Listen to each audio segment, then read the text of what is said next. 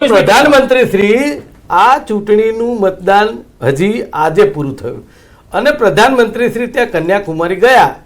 હું કહું છું તપસ્યા કરવા, ધ્યાન કરવા, જે કંઈ કરવા ગયા સારી બાબત છે. એને મીડિયામાં પ્રદર્શિત કરવાની જરૂર ખરી? એને શું કહેવાય? અચ્છા, તમે બીજી વાત કરો રાહુલજીને, શહેજાદો. અરે ભાઈ, તમે શહેજાદાની વાત કરો છો. તમે એક બાજુ અહીંયા હિન્દુત્વની વાત કરો અને મોદી સાહેબ ત્યાં એવું કે મારા ઘરે ઈદ ઉજવાતી હતી, હું સેવૈયા ખાતો હતો, અને તમે આ તૃષ્ટિકરણ કેવી રીતે કરો? ભાજપ સેક્યુલરિઝમની વાત કરે, એની પણ તકલીફ. એક મારી પૂરી વાત છે. પ્રિયંકા ગાંધીએ ચોખ્ખું કહ્યું, મેરે ભાઈ को शहजादा कहते हो, वो 4000 किलोमीटर पैदल चलाए लोगों की बात सुनने के लिए. आप 40 किलोमीटर तो चल के दिखाइए. કેતનભાઈ, આ જે મુદ્દાઓ કોંગ્રેસના નેતા કહી રહ્યા હોય અથવા ચૂંટણીમાં જઈ રહ્યા હોય, પણ તમને લાગે છે એનો કોઈ પ્રભાવ જનતાની વચ્ચે રહ્યો હોય? ભાઈ, ના, ચૂંટણીમાં હંમેશા જે વાત થઈ ને આપણે કે ચૂંટણી માત્ર કોઈ એક નેરેટિવ ઉપર નથી લડાતી. ચૂંટણીના 3 સ્તર હોય છે.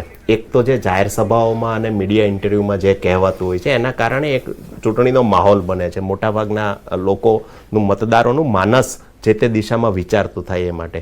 બીજું સ્તર હોય છે કેન્ડિડેટોનું સિલેક્શન.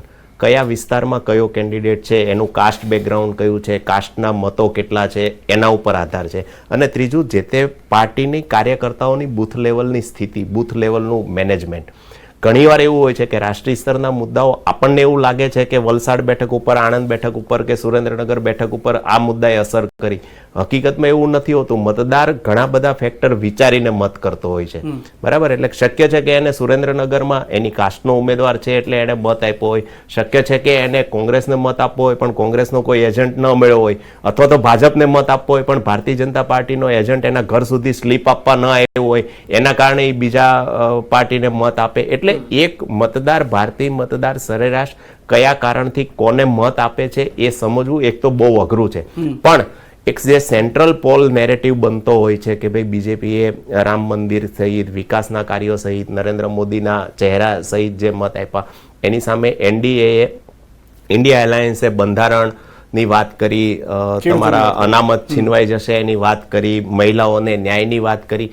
એટલે આ બધાના કારણે મતદારોનો પ્રવાહ એક તરફ વળતો હોય છે, એ વિચારતો થતો હોય છે. પણ એવું નથી હોતું કે ભાઈ માત્ર મેં આ ઢંઢેરામાં તમે આ વાત કરી એટલા માટે જ મેં તમને મત આપી દીધો. એની પાછળ સ્થાનિક કેન્ડિડેટની લોકપ્રિયતા કેટલી છે, એનું કાસ્ટનું બેકગ્રાઉન્ડ કેવું છે. ને આપણે ત્યાં કાસ્ટ એ બહુ બિગેસ્ટ ફેક્ટર છે. આપણે માનીએ કે ન માનીએ પણ કાસ્ટ એ બહુ બિગેસ્ટ ફેક્ટર છે. ને ગામડાઓમાં જે હંમેશા મતદાન થતું હોય છે, શહેરમાં તમે જો ઇન્ડિવિજ્યુઅલ મતદાન થતું હોય છે. હસબન્ડ એક પાર્ટીને મત આપે, વાઇફ કદાચ બીજી પાર્ટીને મત આપી શકે છે.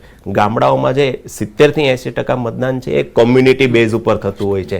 અને એના કારણે કઈ કોમ્યુનિટી કઈ પાર્ટીને મત આપે છે એના આધારે હાર જીત નક્કી. એક સર્વેમાં સર એ પણ જોવા મળ્યું છે મિતેશભાઈ કે જે હાલમાં આંકડા આવ્યા, રાજસ્થાન, બિહાર, હરિયાણા, ત્યાં આગળ ભાજપને નુકસાન થયું છે. ભલે સાઉથ ઇન્ડિયા અને પશ્ચિમ બંગાળ જોઈએ, કેમ કે રાજસ્થાનની અંદરનો જે આંકડો છે તેમાં કદાચ 5-1 બેઠકો હાલમાં સર્વે પ્રમાણે ઓછી થઈ રહી છે. 3 થી 5 બેઠકો છે. મોટાભાગના રાજ્યોમાં સારું પ્રદર્શન છે. આ જે જગ્યાએ પ્રદર્શન બદલાઈ રહ્યું છે ભાજપનું, કેમ કે હરિયાણામાં આપણે જોયું કે સરકાર બદલાઈ ગઈ, જે જોઈન્ટ વેન્ચર હતું આખું ખસી ગયું. આ બધા ફેક્ટર્સ અસર કરતા જોવા મળે, કારણ કે બિહાર અને ઝારખંડ સહિતના કેટલાક વિસ્તારોમાં એવી અસર પણ છે. મેં હમણાં આગળ કીધું કે બિહારમાં બહુ બધી સીટો પર લોકલાઇઝ મુદ્દાઓ અને કેન્ડિડેટને ધ્યાનમાં રાખવામાં આવ્યા છે. અને બીજું, નીતિશ કુમાર ભારતીય જનતા પાર્ટી માટે લાયબિલિટી થઈને આવેલા છે. આ વખતના ઇલેક્શનમાં નીતિશ કુમાર લાયબિલિટી થઈને આવેલા છે. નીતિશ કુમારનું જેડીયુનું 10 વર્ષની એમના શાસનની એન્ટી ઇન્કમ્બન્સી કહો કે એમનો જે દલિત સમાજ કે જે પિછડા વર્ગ સાથેનું એમનું જે કનેક્ટ હતું એ છેલ્લા 5 વર્ષમાં જ તૂટ્યું છે. એમાં પાછું નીતિશ કુમારનું સતત પલટવું, એના કારણે જે એક વર્ગ જેમની પાસે 2 ઓપ્શન હતા કે જેડીયુ કે આરજેડી, એમને આરજેડીને પરમેનન્ટ પસંદ કરી લીધું હોય કદાચ. અને લોકલાઇઝ કેન્ડિડેટ વાળી વાત. અને બિહાર, જેમ હમણાં કેતનભાઈ કહેતા તેમ બિહારમાં 80% સીટ્સ જાતિવાદ ઉપર લડાય છે. કાસ્ટ વોટિંગ છે. 80% સીટ્સ ઉપર સિટીની, અર્બન એરિયાની, પટનાની ને એવી 5 થોડીક સીટો છોડો, બાકી એના ઉપર લડાય છે. મને એક થોડુંક મહારાષ્ટ્રમાં બી નથી, આમાં તમારા પોલમાં નથી, પણ મહારાષ્ટ્રમાં એક બીજી વાત છે. મહારાષ્ટ્ર છે ને એ પોતાના લોકલ નેતાઓ માટે ખૂબ જ, ત્યાંની પ્રજા ખૂબ જ એગ્રેસિવ છે. એમની માટે ખૂબ જ પેલો પ્રાઉડ બી છે.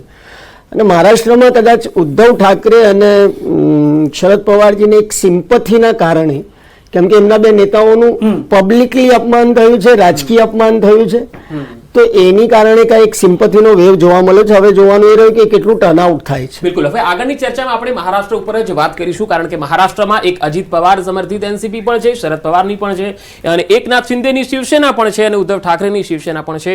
ત્યારે એનો આ યુતિનો કેટલો ફાયદો ઇન્ડિયા અથવા ઇન્ડિયાને મળ્યો છે તો મેગા એક્ઝિટ પોલના આંકડા ઉપર ફરી એકવાર નજર કરી લઈએ. અત્યાર સુધી જે અલગ અલગ સર્વે એજન્સીઓના જે આંકડા આવ્યા છે, જે અનુમાન આવ્યા છે, તે પ્રમાણે આપ જોઈ શકો છો કે જન કી બાત હોય કે પછી પોલ સ્ટ્રીટ હોય, તમામ એજન્સીઓના આંકડાઓમાં એનડીએ બહુમત તરફ દેખાઈ રહ્યું છે, 350 ને પાર દેખાઈ રહ્યું છે. અને કોંગ્રેસ અને સાથે ઇન્ડિયા ગઠબંધન છે એ કોઈ પણ સેમ્પલ સર્વેની અંદર કે પરિણામોની અંદર કે અનુમાનોમાં ક્યાંય 272 ના આંકડાને સ્પર્શ કરતું નથી દેખાઈ રહ્યું. જન કી બાત સૌથી વધારે એનડીએ ને આપી રહ્યું છે 392 બેઠક, કોંગ્રેસની 141 થી 161, અધરને 10 થી 20. પોલ સ્ટ્રીટનું કહેવું છે કે 371 મળી શકે છે એનડીએ ને, ઇન્ડિયા ગઠબંધન 125, અધર્સને 47, પીએમએઆરક્યુ 359, ઇન્ડિયાને માફ કરશો એનડીએ કહી રહ્યું છે ઇન્ડિયા માટે તેનો આંકડો છે 154 નો, અને 30 અધર માટેનો છે. મેટ્રિકનો આંકડો 353 થી 368 નો એનડીએ માટેનો છે, 118 થી 133 નો કોંગ્રેસ માટેનો છે, અને અધર્સ માટે 43 થી 48 નો છે. પંકજ, બિલકુલ. એટલે સી વોટર 292 સુધી કહે છે કે એ એનડીએ ગઠબંધનને મળી શકે છે. હવે ગુજરાતની જો આપણે વાત કરીએ, ગુજરાતની 26 બેઠક, એમાંથી એક બેઠક તો બિનહરીફ થઈ ચૂકી છે. હવે બાકીની જે બેઠક છે તેમાં એક્સિસ માય ઇન્ડિયાનો જે આંકડો છે એ 25 થી 25 બેઠક મળે તેવી અનુમાન બતાવે છે. સી વોટર 25 થી 26 બેઠક બતાવે છે, જ્યારે કોંગ્રેસને એક બેઠક મળી શકે છે. અહીંયા સી વોટરના અનુમાનમાં એવું લાગે છે કે ગુજરાતની એક બેઠક મળે છે કોંગ્રેસને. સીએનએક્સમાં 26 થી 26 બેઠક, જ્યારે મેટ્રિકમાં 24 થી 26 બેઠક અને 2 બેઠકો કોંગ્રેસને મળે એવું અનુમાન દેખાડી રહ્યું છે. જ્યારે ચાણક્યની અંદર 26 થી 26 બેઠક એનડીએ ગઠબંધનને મળી રહી છે, બીજેપીને મળી રહી છે, એક પણ બેઠક અહીંયા કોંગ્રેસને નથી દેખાડી રહ્યું. તો આ તમામ જે સર્વે છે એમાંથી માત્ર 2 એવા સર્વે આવ્યા છે, સી વોટર અને મેટ્રિક, જેમાં કોંગ્રેસને 1 થી 2 બેઠકો મળે એવું અનુમાન દેખાઈ રહ્યું છે. એક રીતે પંકજ તમે એ રીતે જુઓ તો એક્સેસમાં ઇન્ડિયા પણ 0 થી 1 કહી રહ્યું છે, તો 6 જે અલગ અલગ પોલ છે 50-50 નો રેશિયો અહીંયા આગળ થઈ જાય છે, કે જેમાંથી 6 માંથી 3 નું તો એવું માનવું છે કે એક બેઠક કોંગ્રેસને મળી શકે છે. હવે કઈ કોંગ્રેસ પ્લસ એટલે કે ઇન્ડિયા ગઠબંધનને મળી શકે છે. હવે કઈ હોય એ પણ એક મોટી વાત છે. અને અહીંયા આગળ એક ક્વિક રિએક્શન પણ લેવાનો સમય થઈ ગયો છે. મુકેશભાઈ પાસે જઈએ તે પહેલા મિતેશભાઈ, એક ક્વિક રિએક્શન. અહીંયા જે 6 છે તેમાં 50-50 થઈ ગયું. હવે એક ખાતું તો ખુલે છે એવું કહેવું છે સર્વેમાં. કઈ એક બેઠક આપ જોઈ રહ્યા છો? મને એવું લાગે છે કે આણંદ બેઠક એક સારી ફાઇટ વાળી રહી છે. ઓકે. અને બનાસકાંઠા, અને જો કદાચ ક્ષત્રિય ફેક્ટર સારી ઇમ્પેક્ટ આપી ગયું હોય તો જામનગર, પણ જામનગરમાં એટલી પોસિબિલિટીઝ નથી લાગતી, એમાં સારું એવું ડેમેજ કંટ્રોલ થયું છે. પણ આણંદ બેઠક ઉપર હું વધારે માનું છું. બનાસકાંઠા કરતાં બી આણંદ બેઠક અમિત ચાવડાની એમાં બહુ સારી ફાઇટ રહી છે. અને જેમ આપણે વાત કરતા તેમ એક કાસ્ટ ફેક્ટરની બી એક સારી એવી એમાં રહી છે. જી કેતનભાઈ, તમને કઈ બેઠક લાગે છે કે જે 1 થી 2 કોંગ્રેસ એક બેઠક ઉપર અનુમાન લગાવવું મુશ્કેલ છે, પણ જે 3 બેઠકો કોંગ્રેસ માટે જે સૌથી વધારે આશાસ્પદ છે એમાં બનાસકાંઠા, આણંદ અને અમરેલી સમવોટ. કારણ કે બીજેપીનો આંતરિક વિખવાદ, કાસ્ટ ફેક્ટર અને ઉમેદવાર, ખાસ કરીને કોંગ્રેસે આ વખતે જે સિલેક્શન ઓફ કેન્ડિડેટ કર્યું હતું એ પ્રમાણમાં ઘણું સારું હતું. અને કોંગ્રેસે સ્ટ્રેટેજીપૂર્વક તમે જુઓ કે જે 8 બેઠકો એને પોટેન્શિયલ દેખાતી હતી, જ્યાં ફાઇટ આપી શકે એવી હતી, એનું બધું જ કોન્સન્ટ્રેશન ફક્ત એ 8 બેઠક ઉપર હતું. જે સીટ ઉપર એ જીતતી નથી, ગાંધીનગર, નવસારી, અર્બન સીટો, એ બધી કોંગ્રેસ ગેવ અપ એને આપી જ દીધી હતી. ત્યાં નથી કોઈ મોટા નેતાની રેલી કરી કે નથી કોઈ એવા એફર્ટ કર્યા. જે એફર્ટ કર્યા છે તમે જુઓ, રાહુલ ગાંધી ને પ્રિયંકા ગાંધીની સભાઓ પણ ન્યાય યાત્રા જ્યાં થઈ અને બનાસકાંઠામાં જ્યાં જીતવાની શક્યતા હતી ત્યાં જ કરવામાં આવી છે.